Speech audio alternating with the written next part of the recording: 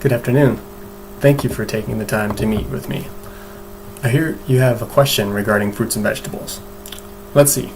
You started a program and you had 2 stints placed 2 weeks ago.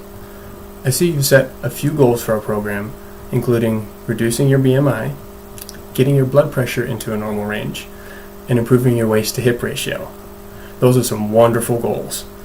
Now, I'm understanding correctly that you're wondering how eating 7 servings of fruits and vegetables each day may help with that. Okay, good. Let's see how I can help. Before we get too much further, I want to clarify that as an exercise physiologist, some specifics with regard to nutrition are out of my scope of practice. In cardiac rehab, we definitely encourage a combination of exercise and nutrition improvements, but I'm going to leave the meal plan writing and calorie amounts and specific nutrient ratios to our registered dietitian. I see you're meeting with her in the next week. That's great. Today, let's see what research says about consuming fruits and vegetables. First, let's start with how eating fruits and vegetables can impact your health. You may have not been in the habit of eating many fruits and vegetables to this point, but that's okay. Hopefully, after our discussion today, you'll have some additional information and we can work on increasing your fruits and vegetables moving forward. That sound okay? Current research regarding fruits and vegetable intake has focused on several components of these foods that may have protective and/or preventative health benefits. The concentration of vitamins, minerals, antioxidants, and fiber is typically high in fruits and veggies, and are often what is investigated. For example, there's an article by Bazzano, Serdullar, and Liu that reports that many of the compounds within fruits and vegetables have the potential impact on cardiovascular disease, but specifically fiber, potassium, and folate have been investigated the most. In fact, the same article goes on to say that there is a suggestive inverse association between dietary fiber and other risk factors for cardiovascular disease like blood pressure, waist to hip ratio, and fasting insulin. Kind of sounds like your goals a little bit, huh? This means that as dietary fiber increases, the values for those risk factors improve. Also, a meta-analysis, which really is bringing a lot of different information from different studies together, that was done by Law and Morris in 1998. Their meta-analysis concluded that, potentially due to antioxidants, potassium, folate, and fiber, some similar components again, that there is a protective effect from ischemic heart disease with fruit and vegetable consumption. Finally, one other study by Liu and some of his colleagues done in 2001 investigated increased intake of fruits and vegetables, but specifically vegetables that were rich in carotenoids. A fancy word for sure, but basically that's the component of the plant that gives it its yellow, orange, or red coloring. They found that in their population, a higher intake of these fruits and vegetables was associated with lower risk of cardiovascular disease. What's interesting is that this study also referenced the potential for antioxidants, potassium, fiber, and folate in vegetables to at least partially explain the results.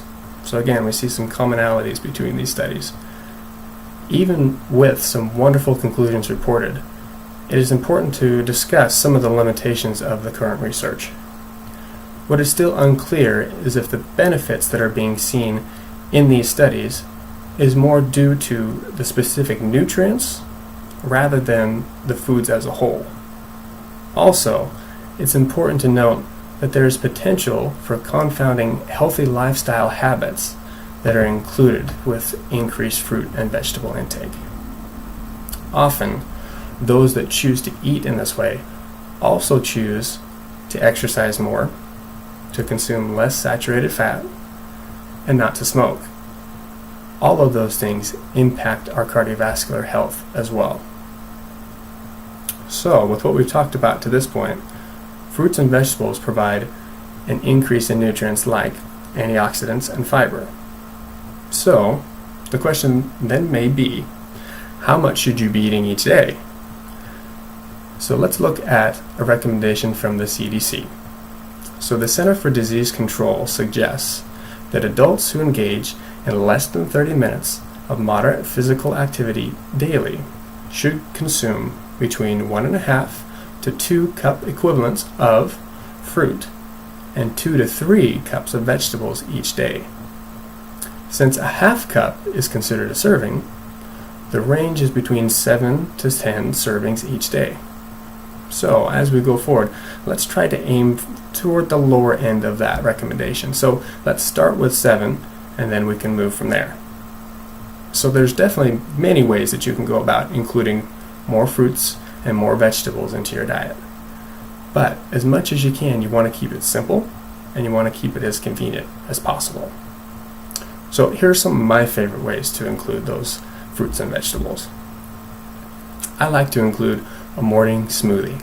So things like fresh fruit and fresh vegetables, or frozen fruit and even frozen vegetables.